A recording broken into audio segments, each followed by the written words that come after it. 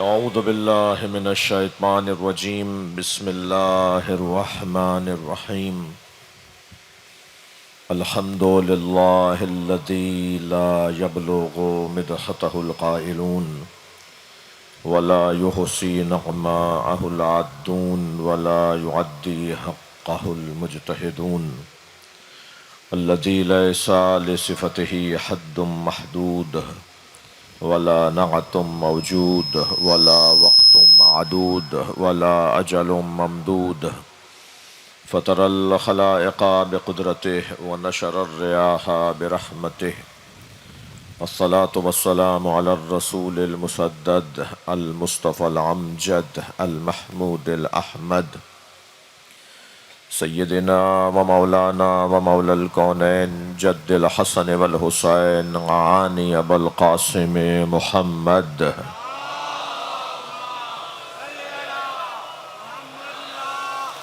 وآلہ الطیبین الطاہرین المعصومین الذین قال اللہ انما یرید اللہ لیذہب عنکم الرجس اہل البیت ویطہرکم تطہیرا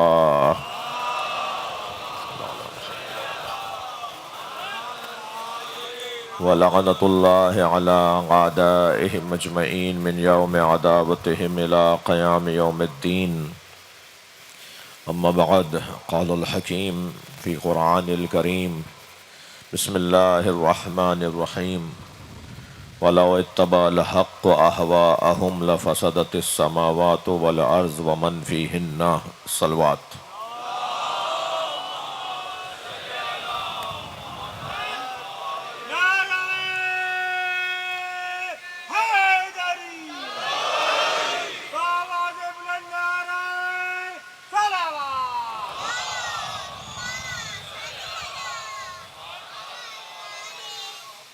سورہ مبارکہ المومنون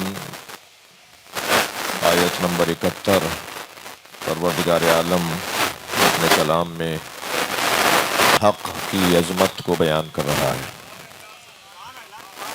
یہ طے ہے کہ ہمیشہ حق ہی کا بول بالا رہے گا۔ حق ظاہری طور پر اگر بدنی طور پر اسلحے کی بنیاد پر اگر کبھی دشمن یہ سمجھے کہ میں نے کمزور کر دیا ہے، تب بھی حق حق رہتا ہے۔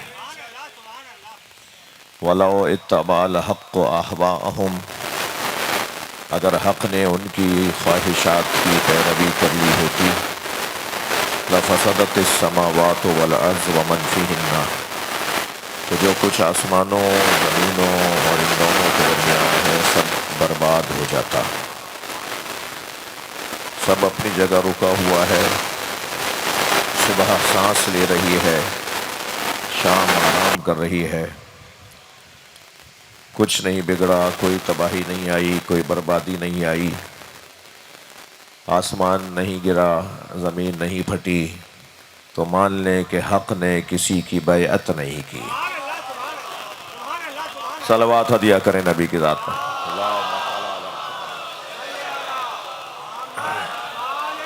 اس سے بلند صلوات۔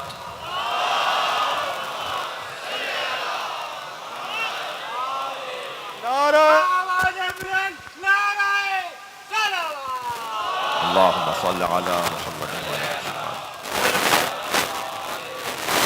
بیعت کا مسئلہ بہت ہی سنگین مسئلہ ہے۔ بیعت کا لفظ بے کے خاندان کا لفظ ہے۔ عربی میں بے یعنی بیچنا، شرا بیچنے اور خریدنے کو بھی کہیں گے۔ ہر شخص جب کوئی چیز بیچتا ہے تو کوئی چیز خریدتا بھی ہے۔ جو اس کے عوض لیتا ہے وہ خرید رہا ہوتا ہے، جو دے رہا ہوتا ہے اسے بیچ رہا ہوتا ہے۔ اور خاص طور پر پہلے وقت میں کرنسی نہیں تھی، سکے نہیں تھے، تو جنس کے بدلے میں جنس کا سودا ہوتا تھا۔ ایک شخص ایک چیز بیچ بھی رہا ہوتا تھا، اسی وقت میں دوسری چیز خرید بھی رہا ہوتا تھا۔ یہ لفظ بیعت بیچنے کے خاندان اور بے کے خاندان کا لفظ ہے۔ جب کوئی کسی کی بیعت کرتا ہے یا کسی کو کسی کی بیعت لینے کا شوق ہے تو پہلے یہ طے کرے کہ وہ کیا لے رہا ہے اور اس کے عوض کیا دے رہا ہے۔ وہ شخص جو بیعت لے رہا ہوتا ہے وہ اس بیعت لینے والے کے اختیارات کو لے رہا ہوتا ہے اور اس کے عوض میں اسے کچھ دے رہا ہوتا ہے۔ اب طے کریں کہ انسان کے اختیارات، بلکہ کہوں کہ انسان کے عوض جب اختیار دے دیا، نہ چوں کہہ سکتے ہو، نہ چرا، نہ تلوار اٹھا سکتے ہو، نہ بغاوت کا کوئی جملہ کہہ سکتے ہو، تمہیں خاموشی کے ساتھ رہنا ہوگا، صرف اور صرف اطاعت کرنی ہوگی۔ یہ اتنا بڑا اختیار جب کسی سے سلب کر لیا جائے، ذرا صلوات پڑھیں محمد و آل محمد۔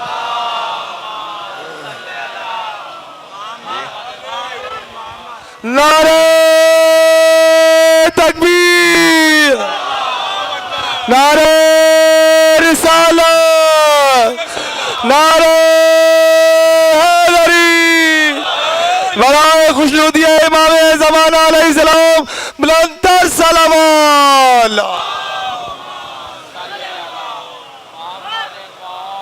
تو یہ اختیار کسی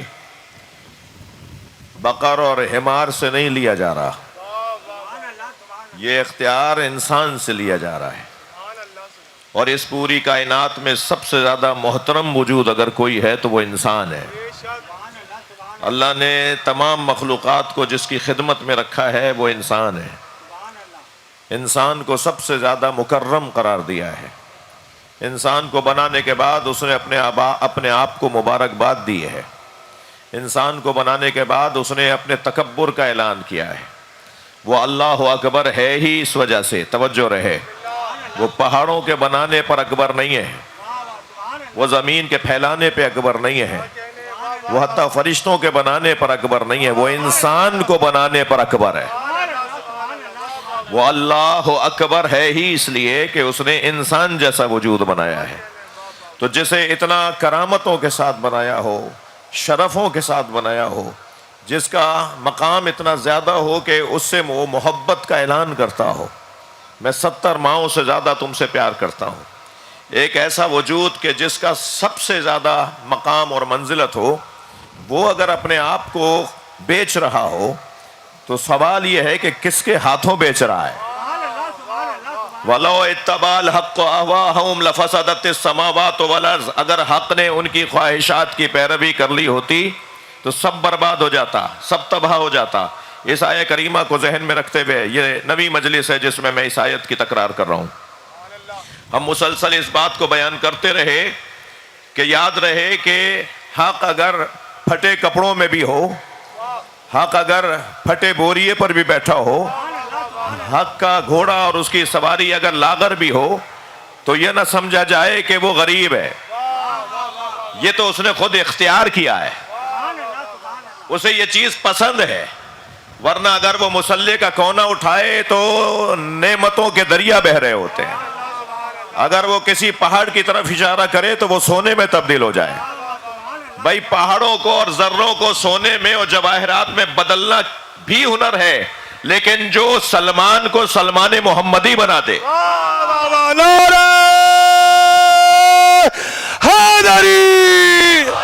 جو ابو ذر کو،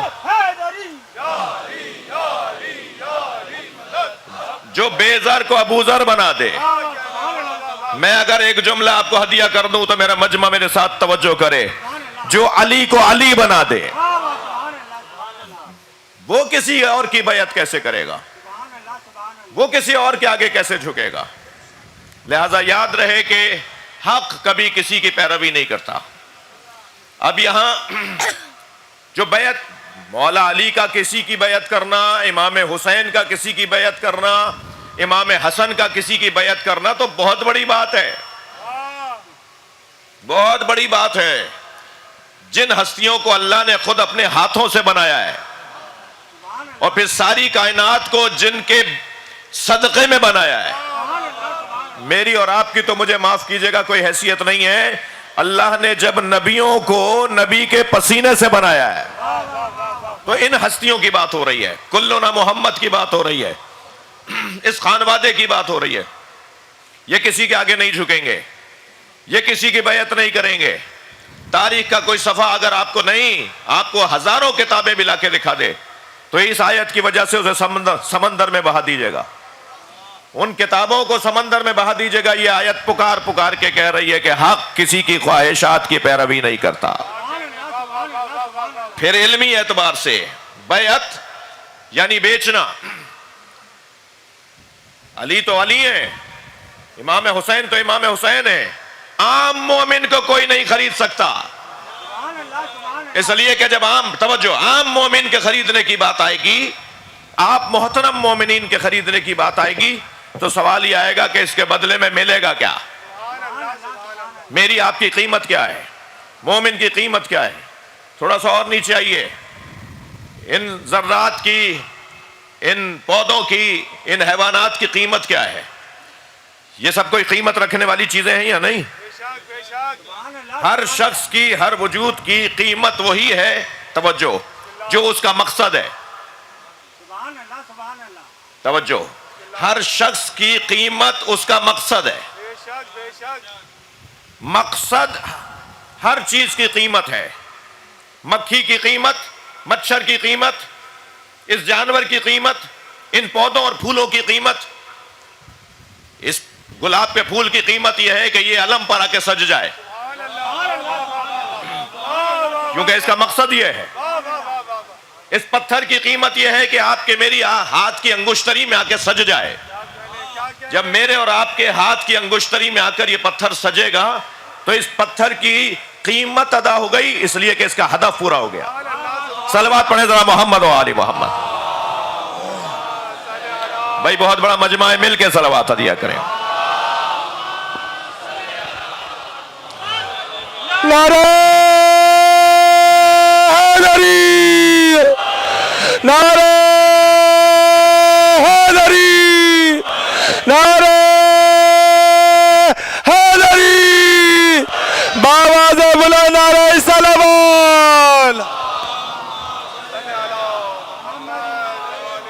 ہر وجود کی قیمت اپنے بڑے وجود پر, اپنے سے بڑے وجود پر قربان ہونا ہے. ہر وجود کی قیمت یہ ہے کہ وہ اپنے سے بڑے وجود پہ قربان ہو جائے. ہر وجود کا ہدف اور مقصد ہی اس کی قیمت ہے. متوکل کی ناک پر بار بار مکھی آ کے بیٹھ رہی تھی, الجھ رہا تھا, اسے جھل رہا تھا. میرے مولا امام علی نقی علیہ السلام سے کہنے لگا کہ اللہ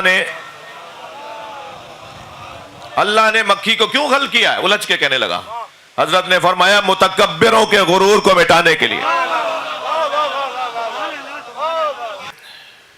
اپنے بچپن کی بات کر رہا ہوں.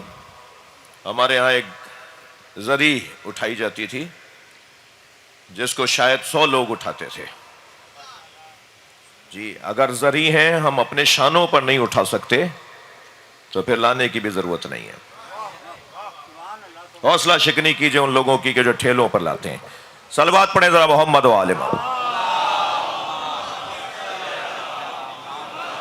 کوئی ضرورت نہیں آ رہی ہے امام حسین کی عزاداری کو, اس کا وقار, اس کی ابوہت, اس کی جلالت گرارنے کی کسی کو اجازت نہیں دی جائے گی.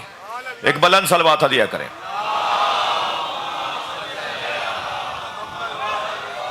بھائی سے بلند صلوات.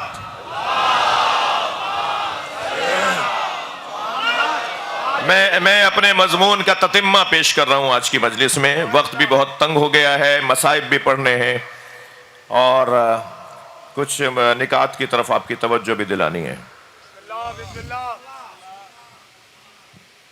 انسان کی قیمت کیا ہے؟ کون لگائے گا انسان کی قیمت؟ کون بتائے گا انسان کی قیمت؟ انسان کی قیمت وہی بتائے گا جس نے اپنی اچھی قیمت لگوائی اور اسے علی کہتے ہیں. مولا علی علیہ السلام نے بستر رسول پر سو کر اپنی قیمت لگوائی.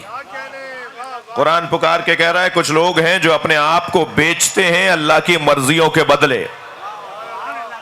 وہ لوگ کون ہیں جو اپنے آپ کو اللہ کی مرضیوں کے بدلے میں بیچتے ہیں؟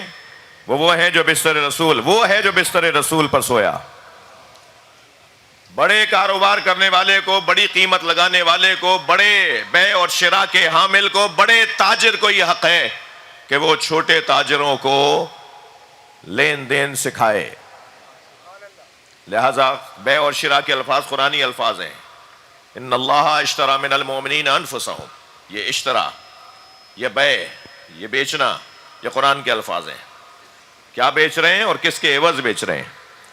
مولا کائنات نے اپنی قیمت لگائی، اللہ کی مرضیاں. اب علی بتائیں گے کہ علی کے چاہنے والوں کی قیمت کیا ہے.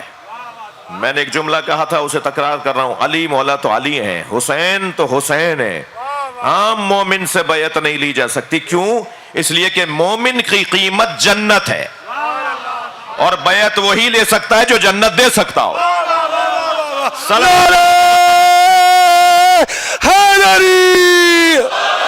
کون لے سکتا بیعت؟ جو جنت دے سکتا ہو. اب یہ میرے الفاظ نہیں ہیں، نہج البلاغہ مولا علی کا فرمان. وَلَا لِأَنفُسِكُمْ ثَمَنٌ، تمہارے وجود کا کوئی بدل ہی نہیں ہے. مولا فرما رہے ہیں تمہارے وجود کا کوئی بدل ہی نہیں ہے، کوئی ثمن ہی نہیں ہے، کوئی قیمت ہی نہیں ہے. فَلَا تَبِيعُوهَا إِلَّا الْجَنَّةِ، اسے جنت سے کم مت بیچنا. توجہ بڑھائیں میرے عزیزوں، میں کچھ کہنے جا رہا ہوں. اسے جنت سے کم مت بیچنا. توجہ چاہوں گا، اسے جنت سے کم مت بیچنا. یہ مولا علی نے قیمت کم سے کم لگوائی ہے. مجھے بتائیے، جنت کم سے کم قیمت ہے یا زیادہ سے زیادہ؟ بھائی تھوڑا بول دیجئے. جنت کم سے کم قیمت ہے، جنت زیادہ سے زیادہ قیمت نہیں ہے. یعنی اس سے کم بیچو گے تو نقصان، اس سے کم بھی کیا بیچو گے، اس سے کم بھی کیا بیچو گے، اس سے کم بیچ ہی نہیں سکتے ہو. تمہیں بیچنا ہے تو کم سے کم جنت. اب جو جنت نہ دے سکے، تھکا نہیں سنیے گا، اپنے بیٹے سے کہے لکھوا لاؤ.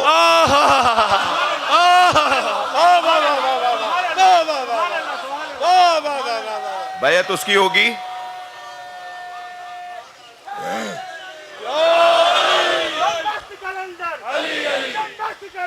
علی علی علی علی علی علی علی علی علی علی علی علی علی علی علی علی یا علی علی یا علی یا علی یا علی.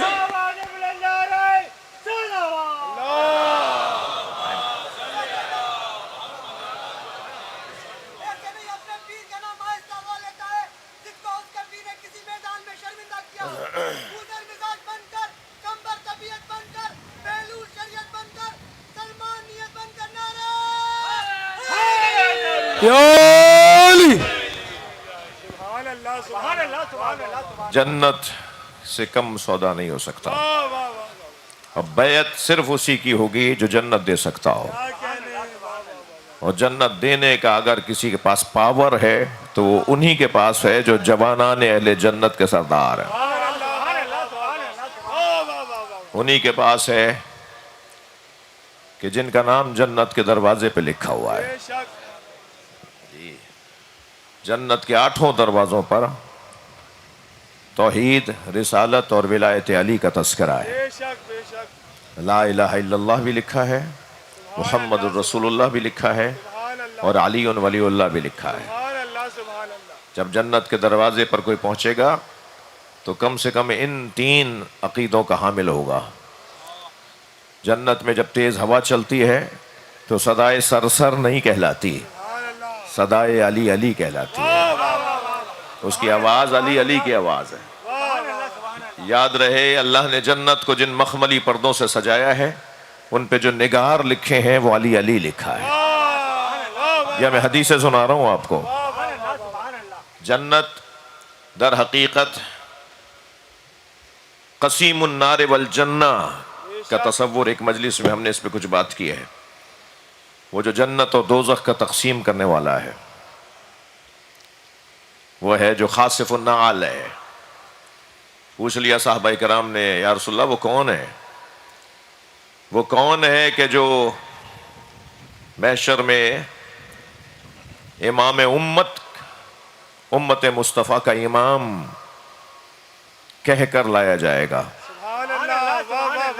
وہ کون ہے جس کا قرآن مجید میں وجاعت کل نفس معہا سائق و شہید، محشر میں ہر شخص ایک سائق کے ساتھ اور ایک شہید کے ساتھ لایا جائے گا۔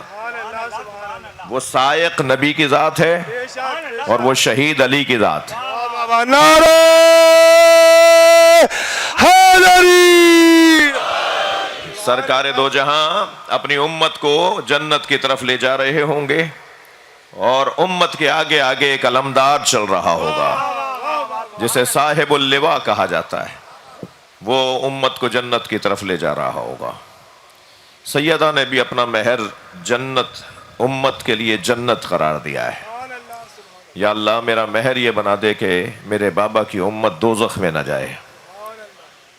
سیدہ نے چاہا یہ ہے کہ سب جنت میں جائیں، سب کو ہدایت ملے، کوئی برا نہ رہے، سب اچھے ہو جائیں، اور سب کو اچھا کرنے کے لیے، سب کو اچھا بنانے کے لیے، سب کو نیک بنانے کے لیے صرف خواہش کا اظہار نہیں کیا بی بی نے، بلکہ بی بی نے اپنے بچوں کو اس کام میں پیش کر دیا۔ عزیزو، آج کی اس 9 محرم کی مجلس میں اور ظاہری طور پر اس عزاخانے کی یہ آخری مجلس فضائل کے باب میں ہے۔ کل صبح عاشور کی مجلس بیان مصائب پر ہی منحصر رہتی ہے۔ ماتمی حضرات ہر سال میری التماس کو، میری التجا کو مانتے ہیں، کل بھی مانیں گے کہ مصائب مکمل پڑھنے دیں گے۔ مکمل تو میرے جس معنی میں کہہ رہا ہوں اسی معنی میں آپ سنیے گا، یعنی کم سے کم اتنا تو بیان ہو جائے کہ امام حسین کربلا میں تنہا رہ گئے۔ تو مصائب کو مکمل پڑھنے دیں، جہاں تک پڑھے جا سکتے ہیں پڑھنے دیں، ذاکر کو خاموش ہونے دیں، پھر یقیناً ماتم ہے، عزاداری ہے۔ مگر آج کی اس مجلس میں کچھ باتوں کی طرف آپ کی توجہ دلاتا ہوں۔ ان باتوں میں سب سے پہلے ہم اپنے پاکستان سے متعلق کچھ نکات ہیں جن کی آپ کی توجہ چاہوں گا۔ مجموعی طور پر اس سال ملک میں عزاداری سید الشہداء کے حوالے سے مناسب ماحول رہا۔ وزارت داخلہ، حفاظتی اور ریاستی اداروں نے اپنی کارکردگی کو ہر سال کی طرح بلکہ نسبتاً کچھ بہتر انداز سے پیش کیا۔ اس حوالے سے یہ لوگ، یہ افسران، یہ شخصیات دعا کے مستحق ہیں۔ پنجاب میں ہمارے ساتھ مسائل رہے اور ابھی 9 محرم ہے، 8 ربیع الاول تک عزاداری کا سلسلہ جاری ہے۔ عزاداران امام حسین، اہل بیت سے جڑے ہوئے لوگ 2.25 مہینے تک عزاداری، یاد امام حسین، کربلا والوں کی یاد میں مصروف رہتے ہیں۔ پنجاب پولیس اور انتظامیہ کی جانب سے آئین سے ماورا ہو کر مجالس اور جلوس عزا کو روکنے کے لیے بے تحاشا طاقت کا استعمال اس سال بھی جاری ہے، حتیٰ NOC جاری کرنے کے بعد بھی اسے کینسل کر دینا اور جاری مجالس و جلوس کو روکنے کی شدت کے ساتھ کوشش کرنا، یہ ہمارے لیے قابل قبول نہیں ہے۔ لبیک یا حسین۔ آئین پاکستان، ایک مرتبہ زیادہ کہہ دیجئے تاکہ بات مکمل کر سکوں۔ آئین پاکستان میں دیے گئے انسانی حقوق سے متصادم یہ NOCs اور یہ اجازت نامے، جن کا پھر کوئی اعتبار نہیں ہوتا کہ وہ کب کینسل ہو جائیں گے، ان کا خاتمہ کیا جائے۔ لبیک یا حسین۔ بانیان مجالس و جلوس اپنے بنیادی حقوق کو جانتے ہوئے ان سے دستبردار ہونے کے بجائے مکمل یکسوئی، ہمت، بہادری اور شجاعت سے عزاداری سید الشہداء کو جاری رکھیں۔ لبیک یا حسین۔ علماء کرام و ذاکرین، خطباء کی ذمہ داریاں کچھ سنگین ہیں۔ ماتمی انجمنوں، نوحہ خانوں، ٹرسٹیز، مختلف ٹرسٹ، مختلف ادارے تشیع کا روشن چہرہ پیش کرنے کی بھرپور کوشش کریں۔ عقائد تشیع کو خوبصورت انداز سے، مدلل اور معقول انداز سے اور حوالوں کے ساتھ اور انتہائی مناسب الفاظ کے ساتھ ائمہ کے فرامین کی روشنی میں، بزرگان دین اور علماء کرام اور اکابرین اور علماء متقدمین کی لکھی ہوئی کتابوں کی روشنی میں ان ایام میں بھرپور انداز سے پیش کریں۔ لبیک یا حسین! میں گزارش کر رہا ہوں سندھ میں بھی، پنجاب، بلوچستان، سرحد، حتیٰ کشمیر اور KPK میں کچھ امن پسند اور قانون پرست افراد کو بھی 4تھ شیڈیول میں ڈالا گیا ہے، اور بعض کو کافی مدت گزر گئی ہے، اور ہر کچھ مدت کے بعد ایسے افراد کے نام سامنے آتے ہیں کہ جنہیں صرف اور صرف اس وجہ سے قدغنوں کا اور پابندیوں کا شکار کیا جا رہا ہے کہ وہ اپنے علاقے میں فعال ہیں، وہ اپنے علاقے میں اپنے مذہب اور اپنے مذہب کے لوگوں کا ساتھ دیتے ہیں، ان کے ساتھ انتہائی توہین آمیز رویے ہیں، بدسلوکیاں ہیں، نہایت قابل مذمت عمل ہے۔ میں آپ کی توجہ، آپ کے ذریعے سے توجہ دلا رہا ہوں کہ اس عمل کو بند کیا جائے۔ لبیک یا حسین! پاکستان میں مسنگ پرسن کا مسئلہ حل ہو کر نہیں دے رہا۔ اس وقت ہمارے پاس کراچی سے وابستہ اور ایک آدھ دو کوئی جو لسٹ میرے پاس مجھے فراہم کی گئی ہے میرے دوستوں نے، مسنگ پرسن کی کمیٹی نے، تو یہ 24 افراد ہیں۔ ان میں کچھ لوگ تقریباً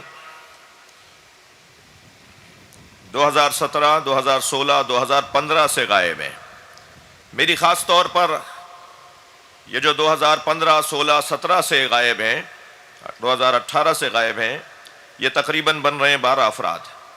ان کے بارے میں اداروں میں اور اداروں کے افسران کی جانب سے کچھ ایسے الفاظ کا استعمال ہے جو تشویشناک ہے اور جو تعجب آور ہے۔ میٹنگز میں بتایا جا رہا ہے، نہ قبول کر کے، نہ ہی اس کو تسلیم کر کے، نہ ہی اس کی ذمہ داری لے کر، صرف اتنا بتایا جا رہا ہے کہ شاید یہ لوگ اب نہیں رہے۔ خدا نہ خواستہ اگر ایسا ہے تو ان کے جنازے کہاں ہیں، ان کی میتیں کہاں ہیں؟ دے دیجئے ان کے وارثوں کو تاکہ انہیں تسلی آ جائے، تاکہ وہ سویم چہلم کر لیں، تاکہ وہ اپنے اس مصیبت کو، اس پریشانی کو ایک منزل دے دیں۔ ان کے علاوہ جو 2021 سے اور پھر 2020 میں، 2022 میں جو افراد اٹھائے گئے ہیں، ہمارا سوال تو پاکستان کے اداروں کے ساتھ پاکستان کی عدلیہ سے بھی ہے، اور یقیناً عدلیہ کی طرف سے ماضی میں گاہے بگاہے اس مسئلے کے اوپر آواز اٹھائی گئی ہے، مگر خاطر خواہ کوئی نتیجہ ہمارے سامنے نہیں ہے۔ گلگت کا واقعہ جو گزشتہ روز ہوا وہ ناگوار ہے، وہاں کی انتظامیہ اسے دیکھ رہی ہے۔ امید ہے کہ وہ مسئلہ آج اور کل بآسانی حل ہوگا۔ لبیک یا حسین! اندرون سندھ میں خاص طور پر اور عام طور پر پورے پاکستان میں ایک تکفیری ٹولہ ہے جو خاص طور پر ایام عزا میں عزاداران سید و شہداء کے لیے رکاوٹیں کھڑی کرتا ہے، اور ایک پریشر گروپ کے طور پر انتظامیہ کے سامنے آتا ہے۔ ہم پر تو پریشر نہ ان کا ہے نہ ان کے بڑوں کا تھا۔ واہ واہ! لبیک یا حسین! ہمارا مسئلہ نہیں ہے، مگر ماحول خراب کرنے کا ان کا جو رویہ ہے وہ قابل مذمت ہے، اور انتظامیہ کی توجہ بھی ہے۔ مزید توجہ دلا رہا ہوں، اتحاد بین المسلمین اور مومنین ہمارا اساسی مسئلہ ہے۔ ہمارا اتحاد، ہماری یکجہتی، ہمارا آپس میں جڑ کے رہنا، محبتوں سے اور پیار سے رہنا، لڑائی جھگڑوں سے بچنا، تنازعات سے بچنا، ایک دوسرے کو عدالتوں میں کھینچنا، ایک دوسرے کے خلاف FIR اور مقدمات، مثلاً اگر کہیں 1% بھی ایسا ہے تو میں ان کی بھی توجہ دلا رہا ہوں، اور جو ان لوگوں کو دیکھ کر سوچ رہے ہوتے ہیں کہ ہم بھی ایسا کر لیں، انہیں متوجہ کر رہا ہوں۔ آج 9 محرم ہے، امام حسین نے جو ہمیں کام دیا ہے، اہل بیت نے جو ہمیں کام دیا ہے، ذمہ داری دی ہے، ائمہ اہل بیت نے جو ہمیں ذمہ داری سونپی ہے، ساری توجہ ہماری صرف اور صرف اس کام کی طرف رہنی چاہیے۔ باہمی احترام، اخلاقیات، افہام و تفہیم، رواداری، تحمل، برداشت جیسی اعلیٰ اسلامی اقدار کو مومنین بھی اپنائیں اور تمام مسلمین بھی ایک دوسرے کے لیے اپنائیں۔ پاکستان کے اداروں میں ہماری مناسب نمائندگی نہیں ہے، اور یا ہے تو تناسب کے حساب سے نہیں ہے۔ ان میں اسلامی نظریاتی کونسل، میرے عزیز میری جان دیوبندی برادران کی تعداد یقیناً ان کے تناسب سے زیادہ ہے۔ میرے جان میرے عزیز میرے بھائی بریلوی برادران کی تعداد ان کے تناسب سے زیادہ ہے، مگر ہماری تعداد ہمارے تناسب سے کم ہے۔ یہ رویہ ناقابل برداشت ہے اور افسوسناک ہے۔ لبیک یا حسین. ہمارا موقف یقیناً ایک عالم دین آپ برائے نام اور برائے خانہ پوری اگر لے لیں گے تو وہ ایک عالم دین ممکن ہے کہ کبھی کسی ذاتی مصروفیات، کسی مسافرت کی وجہ سے اس اجلاس میں نہ پہنچے، ہمارا موقف نہیں جا پائے گا۔ جیسے آپ نے 10-10، 12-12، 10-10، 18-18 آپ نے اور شخصیات کو لیا ہوا ہے۔ میں نہیں کہتا کہ آپ اتنی تعداد بنائیں، مگر ہر صوبے سے، میرا آج 9 محرم کی اس مجلس میں، کراچی کی اس مرکزی مجلس میں جو ہر سال ہم ان مسائل کی طرف آپ کی توجہ دلاتے ہیں اور آپ کے توسط سے کسی کی توجہ دلاتے ہیں، میرا مطالبہ، ہمارا مطالبہ یہ ہے کہ ہر صوبے سے ایک عالم دین کو، شیعہ عالم دین کو اسلامی نظریاتی کونسل میں نمائندگی دی جائے۔ لبیک یا حسین. وفاقی، اچھا نعرہ اگر نہیں لگانا تو نہیں لگائیں، اگر لگانا ہے تو پھر بھر نعرہ حیدری. حسینیت حسینیت. وفاقی شریعت عدالت میں ہماری نمائندگی زیرو۔ پاکستان کے اندر شرعی فیصلے، پاکستان کے اندر دینی مذہبی فیصلوں میں ہماری طرف سے کوئی نمائندگی نہیں ہے۔ ادارہ تحقیقات اسلامی، پاکستان میں اسلامیات پر تحقیق ہو رہی ہو اور شیعہ سے مشورہ نہ لیا جائے۔ پاکستان کا ایک سرکاری ادارہ اسلامی موضوعات پر، دینی موضوعات پر ریسرچ کا ادارہ، ریسرچ کا مرکز، تحقیقات کا مرکز، اور اس مرکز کے اندر کسی شیعہ کی نمائندگی نہ ہو۔ مجھے تو ایسا ہی لگ رہا ہے جیسا مولا کائنات بلا تشبیہ، جیسے مولا کائنات نے بلا تشبیہ ایک مرحلے پہ فرمایا تھا نا کہ جس مشورے میں اہل بیت ہی نہ ہو وہ مشورہ کیا مشورہ، جس مشورے میں جس اسلامی تعلیمات کی تحقیق اور ریسرچ کے اندر شیعوں کی نمائندگی نہ ہو وہ کون سی تحقیقات ہیں، وہ کیسی تحقیقات ہیں۔ لہٰذا اس بات کی طرف توجہ آپ سب کی اور آپ سب کے توسط سے عزیزوں کی دلا رہا ہوں۔ ایف آئی آرز، داخلہ اور زبان بندیاں، داخلہ بندی اور زبان بندیوں کا سلسلہ اس سال بھی رسمی طور پر میں متوجہ کر رہا ہوں اپنے عزیزوں کو۔ محترم ہیں، بہت سارے امور میں مشورہ کرتے بھی ہیں، مشورہ دیتے بھی ہیں، مشورہ لیتے بھی ہیں۔ ہمارا ملک ہے، ہمارے عزیز ہیں، ہمارے افسران ہیں، ہمارے ہیں، ہم ہیں۔ یہ جو ایک روایاتی اعتبار سے ہر سال ایک لسٹ جاری ہوتی ہے صوبوں میں، پھر صوبہ کچھ اور کہہ رہا ہوتا ہے اور ڈسٹرکٹس کچھ اور کہہ رہے ہوتے ہیں۔ بھائی تم اضلاع اپنے صوبے کے پابند نہیں ہو، تمہارا ضلع کچھ اور کہہ رہا ہے، تمہارا صوبہ کچھ اور کہہ رہا ہے، تمہارا صوبہ کچھ اور کہہ رہا ہے، تمہارا ڈویژن کچھ اور کہہ رہا ہے۔ 15 ناموں میں ایک نام 3 دفعہ، ایک نام 4 دفعہ، 15 نام تو ایک فہرست، ایک صفحے پر آ رہے ہیں نا۔ آپ نے وہ ایک صفحہ پڑھا ہوگا، ایک نام 4 دفعہ آ رہا ہے، سائن کر دیا آپ نے۔ یعنی آپ کو اتنا بھی احساس نہیں ہے، یہ عمل بتا رہا ہے کہ آپ پڑھتے ہی نہیں ہیں۔ آپ کو نیچے کا افسر لا کے آپ کی میز پہ رکھ دیتا ہے، آپ اس پہ سائن کر دیتے ہیں، اور یہ نہیں سوچ رہے کہ کتنا حساس مسئلہ ہے۔ اس میں بڑے نام ہیں، اس میں بڑے بڑے پیروں کے نام ہیں، اس میں بڑے بڑے ان لوگوں کے نام ہیں جنہیں لاکھوں لوگ احترام کرتے ہیں۔ آپ دل آزاری کر رہے ہیں، آپ نظر انداز کر رہے ہیں، آپ حلال کر کے تنخواہ نہیں کھا رہے، آپ تنخواہوں کو حلال کر کے نہیں کھا رہے، آپ کا کام تھا کہ آپ پڑھتے۔ یہ عمل جاری ہے، ہر سال اسی لسٹ کو جن کی رحلت ہو جاتی ہے ان کے نام بھی ہوتے ہیں۔ اس روایت پر اس اپنے طریقہ کار پہ نظر ثانی کریں، تکلیف دہ بات ہے۔ لبیک یا حسین. 60,000 فلسطین معصوم بچوں، خواتین اور بوڑھوں کا قتل عام ہوا، نسل کشی ہوئی، اور اب تک عالمی امن کے دعوے دار ادارے اور اکثر مسلم ممالک کے حکمران بے حسی کا شکار اور خاموش تماشائی نظر آتے ہیں، جس پر افسوس ہے۔ لبنان، یمن اور ایران پر مسلسل وحشیانہ خوفناک حملے، تنصیبات پر حملے، دانشوروں کو، سائنسدانوں کو مارا جانا، افسران کا قتل، سربراہوں کا قتل انتہائی افسوسناک اور قابل مذمت ہے۔ لبیک یا حسین! مقبوضہ کشمیر آج بھی آپ کی اور میری مدد، دعاؤں اور توجہ کا محتاج ہے۔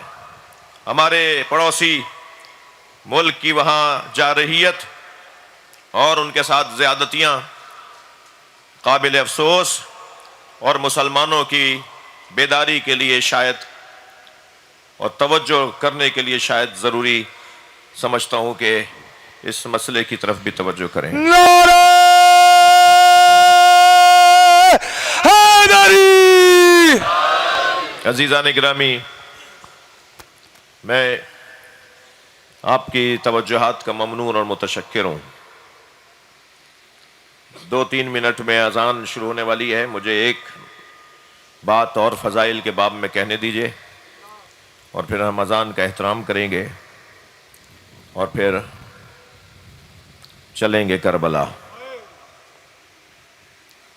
کرم ہے ہمارے اوپر اہل بیت کا۔ جب کبھی کوئی مجلس میں جوان کھڑا ہو کر، کوئی بزرگ کھڑا ہو کے کہتا ہے کہ میں شیعہ ہونا چاہتا ہوں، تو میں فوراً اسے کہتا ہوں کہ بھائی کیوں شیعہ ہو رہے ہو؟ کیا سبب ہے تمہارے شیعہ ہونے کا؟ میں اپنے آپ کو کہتا ہوں ہم تو بہت اچھے نہیں ہیں، ہمیں جیسا ہونا چاہیے تھا ایسے تو نہیں ہے، تم ایسا کیوں کر رہے ہو؟ تو وہ جواب دیتا ہے کہ میں اہل بیت کی عظمت کی وجہ سے شیعہ ہو رہا ہوں۔ مگر ایک جواب اور بھی مجھے ملا، جس کے بعد میں بہت دیر خود بھی روتا رہا اور وہاں موجود لوگوں کے بھی آنکھیں نمناک ہو گئیں۔ ایک جوان، 3-4 جوان ایک ساتھ کھڑے ہوئے تھے، اندرون سندھ کا واقعہ ہے۔ اس نے کہا کربلا میں حسین ابن علی کا پیاسا اور بھوکا مارا جانا، اور اس مظلومیت کے مبلغ آپ لوگ ہیں۔ اگر شیعہ نہ ہوتے تو شاید امت کو معلوم بھی نہ ہوتا کہ اسلام کے ساتھ کیا کھلواڑ ہوا ہے، مذہب کے ساتھ کیا مذاق ہوا ہے۔ اسلام کے نام پر لوگ ممبروں پر آ کے بیٹھے ہیں اور انہوں نے اپنی نفسانیت، اپنی خود پسندی، بنی امیہ کے حالات آپ کے سامنے ہیں، بنی عباس کے حالات آپ کے سامنے ہیں۔ یہ ایک چین کا حصہ ہے نا سارا قصہ جی۔ کبھی تصور کیا کہ جناب زینب کھڑی ہوں اور یزید بیٹھا ہو؟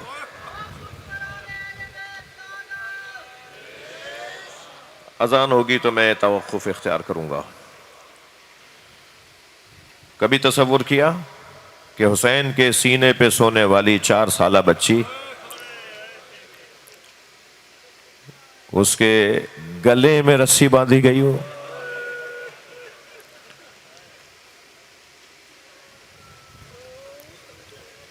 کبھی تصور کیا کہ جن کے فضائل قرآن میں اترے ہوں ان کے سروں سے چادریں اتار لی گئی ہوں؟ کبھی تصور کیا کہ جس حسین کے پیر نبی کے سینے پہ آتے تھے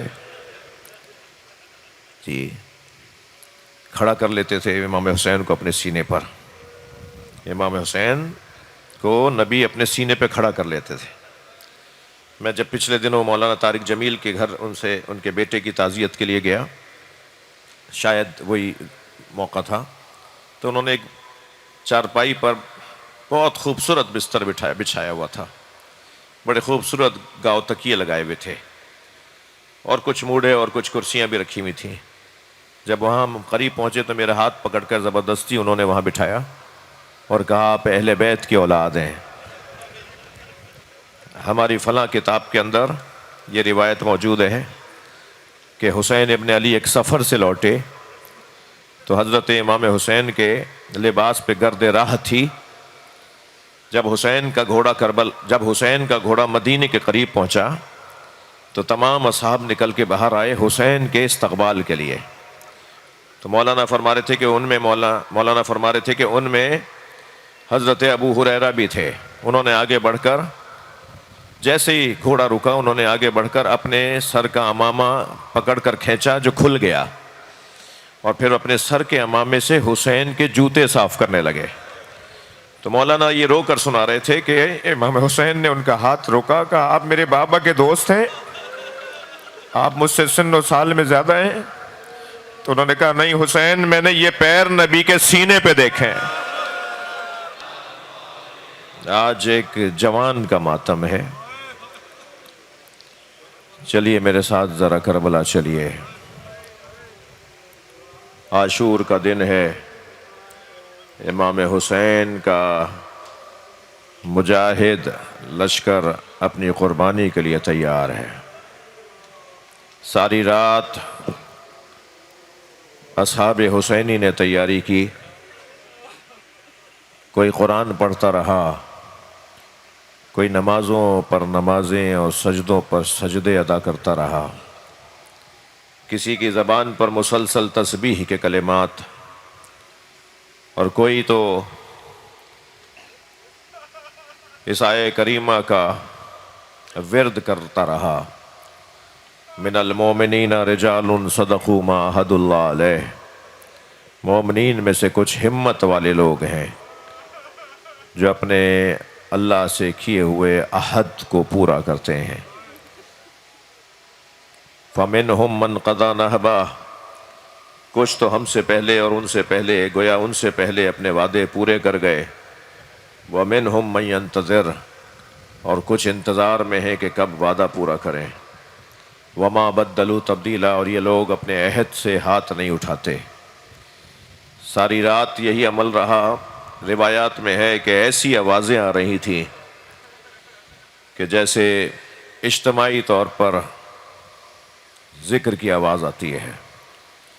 امام حسین نے ایک بڑے خیمے میں اصحاب کو جمع کر کے ان سے کہا چلے جاؤ، یہ کل مجھے مارنا چاہتے ہیں اور تمہیں بھی میری وجہ سے مار دیں گے، اور اگر تم میں سے کوئی جانے میں شرمسار ہو رہا ہے تو میں چراغ خیمہ گل کر دیتا ہوں، اندھیرا ہو جائے تو چلے جانا تاکہ تمہارے چہرے پہ شرمساری کا آثار نہ ہو۔ پھر امام نے فرمایا اگر تم میں سے کوئی یہ سوچے کہ میں جاؤں گا تو مجھے لوگ کیا کہیں گے، تو میرے گھر کے ایک فرد کا ہاتھ پکڑو اور انہیں مدینہ پہنچا دو اور کہہ دینا ہم اہل بیت کو بچا کے لائے ہیں، مگر میں یہی ہوں اور میں اپنی جان اپنے نانا کے دین پہ دینے آیا ہوں۔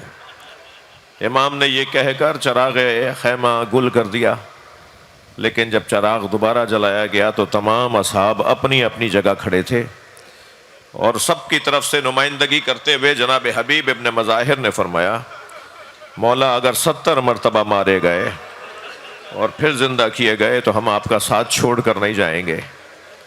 اس وقت امام حسین نے فرمایا تھا انی لا ارا اصحابا کا اصحابی، جیسے اصحاب اللہ نے مجھے عطا کیے ہیں میں نے کسی کے اصحاب ایسے نہیں دیکھے۔ سب اپنے اپنے خیموں کی طرف گئے تو کونے میں حضرت قاسم کھڑے نظر آئے، تو امام نے فرمایا قاسم تم یہیں ہو؟ کہ چچا جان میں سن رہا تھا آپ اصحاب کی شہادتوں کا ذکر کر رہے تھے کہ یہ سب کل کربلا میں شہید ہو جائیں گے، تو فرمان لگے چچا جان میرا نام بھی ہے، شہیدوں میں میرا نام بھی ہے۔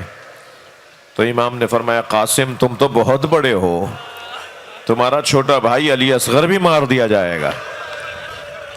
تو ایک مرتبہ غیرت ہاشمی جوش میں آئی، انگڑائی لی تو کمر کا پٹکا کھل گیا، آواز دے کر کہا هل يصلون الى الخیام، کیا یہ اشقیاء خیمے میں گھسائیں گے؟ اس لیے کہ میرا بھائی تو جھولے میں ہے، خیمے میں ہے۔ امام نے فرمایا نہیں قاسم، اسے میں اپنی گود میں لے جاؤں گا۔ اجرکم اللہ، آمادہ ہو رہے ہیں رونے کے لیے؟ کس شہید کا تذکرہ کروں؟ ہر ایک نے جواں مردی کے ساتھ، بہادری کے ساتھ، اپنے نظریے پر، اپنے عقیدے پر قائم رہتے ہوئے اپنے مولا کی نصرت میں اپنی جان دے دی۔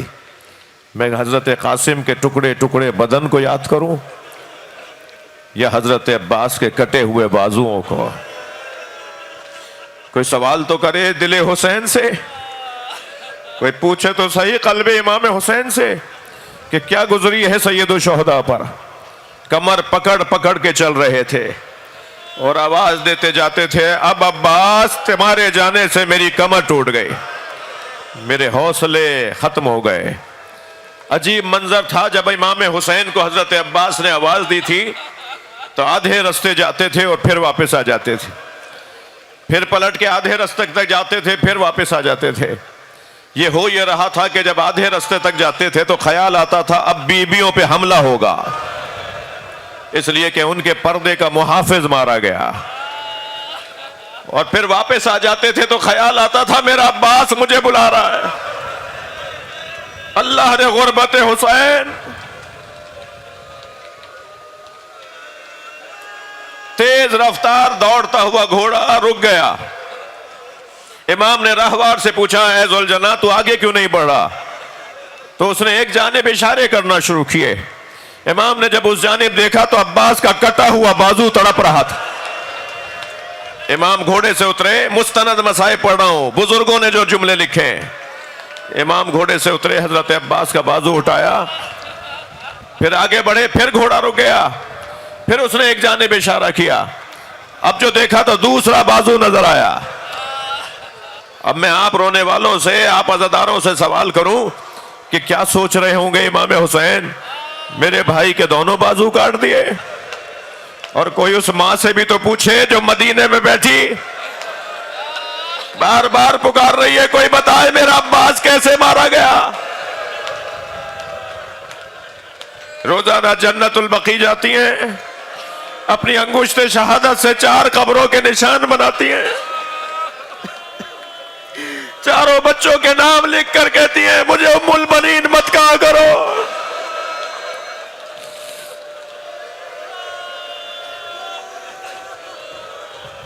اجرکم اللہ، اجرکم اللہ۔ یہ گریہ کی آوازیں منقطع نہ ہونے پائیں۔ آج 9 محرم ہے، اس عزا خانے میں، اس مجلس میں، اس فرش عزا پر آج کے دن اس کا ماتم کیا جاتا ہے جس کو رخصت کرتے ہوئے حسین رو رہے تھے۔ کسی مجاہد کو امام حسین نے نہیں فرمایا کہ جاؤ جا کے خیمے میں بیویوں سے اجازت لے کر آؤ۔ جو بھی آیا امام سے اجازت لینے، امام نے اسے آمادہ کیا، اسے اجازت دی اور میدان کربلا میں روانہ کر دیا۔ مگر ایک ایسا جوان بھی آیا، فرمایا جاؤ علی اکبر ماں سے اجازت لو، جاؤ علی اکبر پھوپھی زینب سے تو پوچھو، جاؤ سکینہ انتظار کر رہی ہے۔ اجرکم اللہ، اجرکم اللہ، اجرکم اللہ۔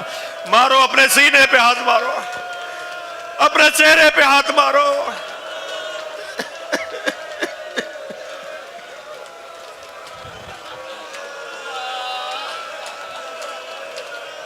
کوئی نہیں روک رہا تمہیں۔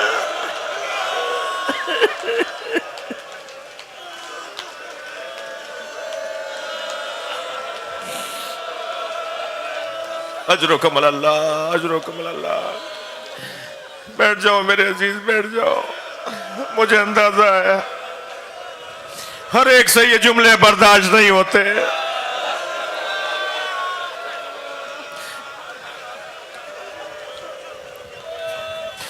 میرے لیے دعا کرو کہ میں بیان کر پاؤں۔ میں بھی تو آپ کی طرح عزادار ہوں.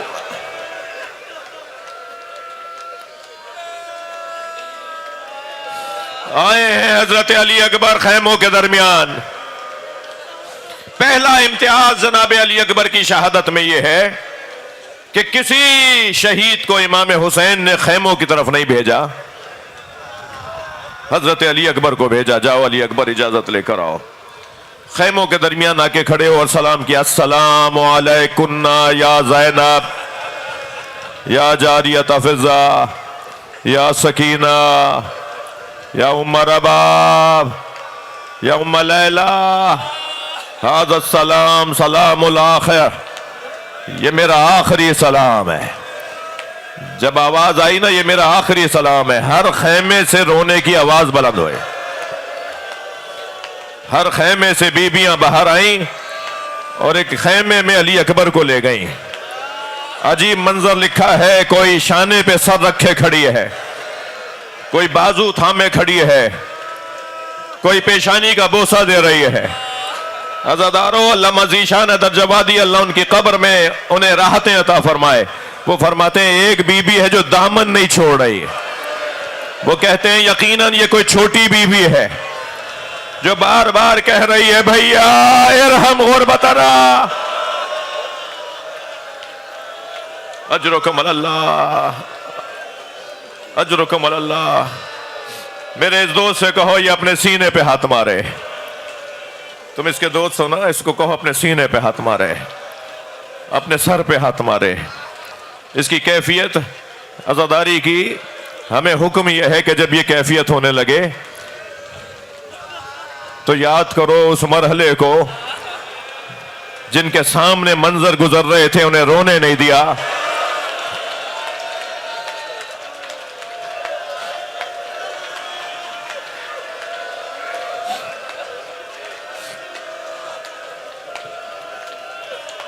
حضرت علی اکبر ایسے خیمے سے باہر آئے جیسے جوان کی میت اٹھ رہی ہو. بار بار خیمہ کا پردہ گرتا تھا، پھر پردہ اٹھتا تھا. آ کے بابا کے سامنے کھڑے ہو گئے. بابا مجھے جانے کی اجازت ہے. سر سے لے کر پیر تک خوب آرام سے مولا حسین نے دیکھا اور فرمایا کاش تم جیسا جوان بیٹا ہوتا. اجرکم اللہ، اجرکم اللہ. حق ہے، حق ہے. اپنی آوازوں کو آزاد کریں. جس کے مذہب میں رونا جائز ہے وہ تکلف نہ کریں. 9 محرم ہے، تاسوعا ہے. اپنے ہاتھ سے اپنے بچے کو سجایا، امامہ باندھا، تلوار حمائل کی اور علی اکبر کے گھوڑے عقاب کو علی اکبر کے سامنے کیا. میرے لال بیٹھ جاؤ اس کے اوپر. اور پھر حضرت علی اکبر جب روانہ ہوئے تو حضرت علی اکبر کے کان میں آواز آئی جیسے کوئی پیچھے دوڑتا ہوا آ رہا ہے. اجرکم اللہ، اجرکم اللہ. حضرت نے مڑ کے دیکھا تو کیا دیکھا؟ امام حسین دوڑتے ہوئے آ رہے ہیں اور آواز دیتے جا رہے ہیں مہلن مہلا یا بنیا، اے میرے لال آہستہ آہستہ جاؤ. حضرت علی اکبر اتر آئے. بابا مجھے تو آپ نے رخصت دے دی تھی کہ ایک مرتبہ اور گلے لگانے دو. میری یہ باتیں انہیں سمجھ میں نہیں آئیں گی جن کا دل سخت ہے. مقتل کے یہ جملے انہیں سمجھ میں نہیں آئیں گے کہ جن کا دل سخت ہے. لیکن جو انسان کامل ہوتا ہے، انسان اکمل ہوتا ہے، اس کا اتنا ہی دل نرم ہوتا ہے. نبی کا کم سن بیٹا حضرت ابراہیم کی رحلت ہوئی تو سرکار کے آنسو رک نہیں رہے تھے. نبی کی ایک زوجہ نے کہا یا رسول اللہ یہ تو کم سن ہے، بچہ ہے. فرمایا مجھے نہیں معلوم، مجھے رونا آ رہا ہے. یہ میرا گریہ رحمت ہے.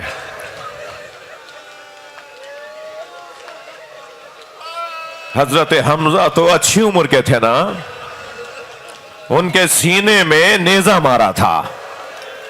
نبی مکرم جب حضرت حمزہ کو یاد کرتے تھے روتے تھے. میرا سوال ہے امتیوں سے کہ جو حضرت حمزہ جو مسن تھے، مرد تھے، بڑے تھے، سن و سال میں زیادہ تھے، ان کی یاد میں جو نبی روتے ہوں، کوئی ہمیں بتائے کہ حسین پہ کیا گزری. علی اکبر روانہ ہوئے، میدان کربلا میں اپنا جہاد پیش کیا. نہ جانے کیا خیال آیا میرے مولا کو जनाब फिजा को बुलाकर कहा, अम्मा अली अकबर की मां से कहो दुआ करे एक मर्तबा और मैं अपना बच्चा देख लूं। दुआ करो अली अकबर वापस आ जाए। बीबी उम्मे लैला खैमे में गई, सर पे कुरान रखा, अल्लाह से बात की, या अल्लाह तू तो वो है ना जिसने याकूब से यूसुफ मिलाया, मेरा यूसुफ मुझे एक और दफा दिखा दे। अजरुकुम अल्लाह, अजरुकुम अल्लाह। कि एक मर्तबा तकबीर की आवाज आई। जनाबे उम्मे लैला ने दरे खैमा पे जाके देखा तो क्या देखा? अली अकबर बाबा से मिल रहे हैं। कुछ देर के लिए वापस आए, एक ख्याल आया है तो उसको लेकर वापस आए, और ख्याल ये है बाबा चंद घूंट पानी के मिल जाते हैं तो मैं इस दुश्मन को बताता कि मैं किसका पोता हूं। अजरुकुम अल्लाह। थके नहीं अज़ादारो, जो जहां बैठा है, आपका ये रोता हुआ चेहरा इमाम हुसैन देख रहे हैं, जनाबे ज़हरा देख रही हैं। ख़वातीन को एक जुमला कहूंगा, किसी को कोहनी मत मार देना, किसी को धक्का ना लग जाए। जनाबे ज़हरा आई हुई हैं और अपने साथ एक 4 साला पोती को भी लाई हुई, और वो जब आपको ऐसे रोते हुए देखती हैं, अजरुकुम अल्लाह, अजरुकुम अल्लाह।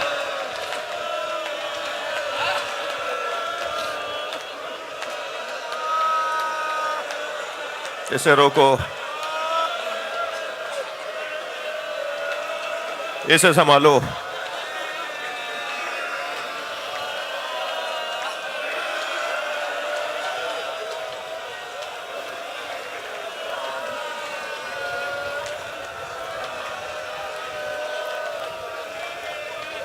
बाबा चंद घूंट पानी के मिल जाते तो मैं बताता किसका पोता हूं।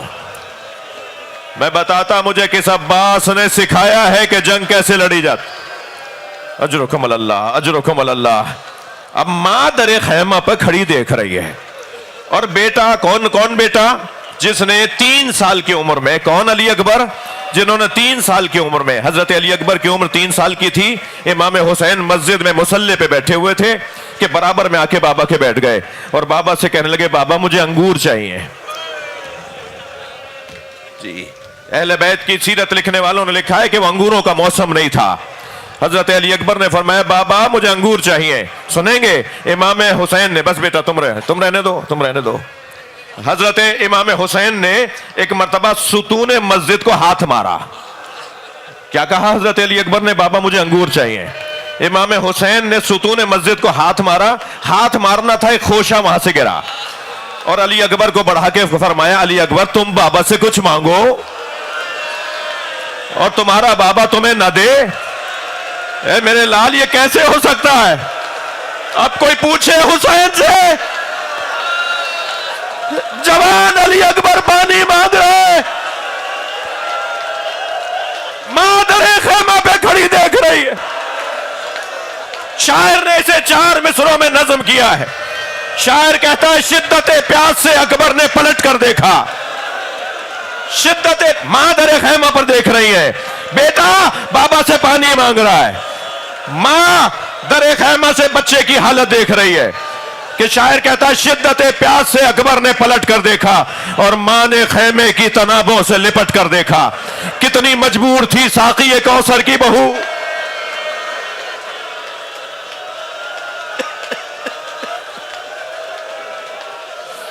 कितनी मजबूर थी साकी कौसर की बहू। खाली मशकीज़ा कई बार उलट कर दे। अली अकबर जाओ, तुम्हारे नाना तुम्हें सैराब करेंगे। आए हैं हजरत अली अकबर, मुझसे शहादत नहीं पढ़ी जाएगी, मुझसे नहीं पढ़ी जाएगी, मुझे माफ कर दे। ये रोने वाला मजमा, ये पुरसान देने वाला मजमा, साल भर इस मजलिस का इंतजार होता है। हम नश्तर पार्क जाएंगे, वहां अली अकबर का मातम करेंगे। 9 मुहर्रम को अली अकबर के मज़ाहिब,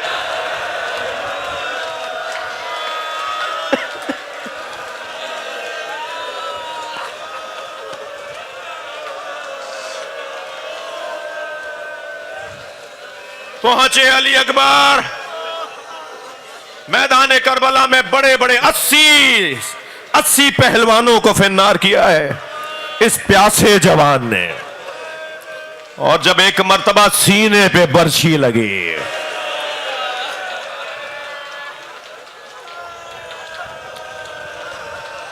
کچھ دیر تک اسے نکالتے رہے. برچھی کا پھل ٹوٹا, گھوڑے سے زمین کی طرف آئے, آواز دی بابا سلام آخر یا حسین.